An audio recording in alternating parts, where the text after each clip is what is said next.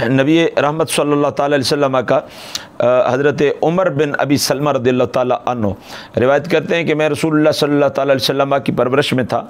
खाते वक़्त खाने में हर तरफ हाथ डाल देता था, बच्चा था तो हर तरफ हाथ डाल देता था। तो रसूल अकरम नबी मुहतशम सल्लल्लाहु अलैहि वसल्लम ने मुझे फरमाया, सम्मिल्लाह तआला व कुल बि यमीनिका व कुल मिम्मा यलीक। फरमाया बिस्मिल्लाह पढ़, दाएं हाथ से खा और बर्तन की इस जानब से खा जो तेरे करीब है। इस हदीस मुबारक में कितनी चीज़ें हमें पता चली। एक तो ये कि बिस्मिल्लाह शरीफ पढ़ के खाना खाना ये रसूल पाक का हुक्म भी है और सुन्नत भी है।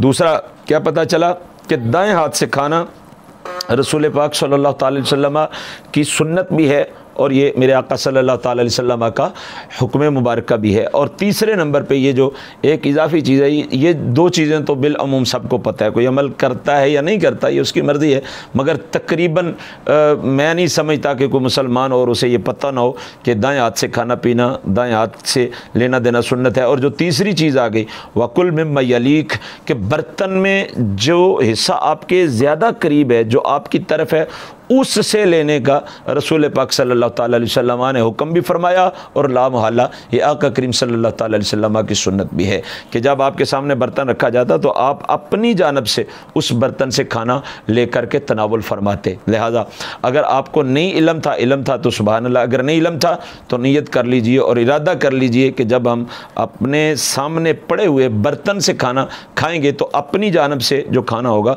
वहाँ से खाना जो है वो शुरू करेंगे, ताकि रसूल करीम सल्लल्लाहु अलैहि वसल्लम की इस अज़ीमुल मर्तबत सुन्नत पे भी अमल हो जाए।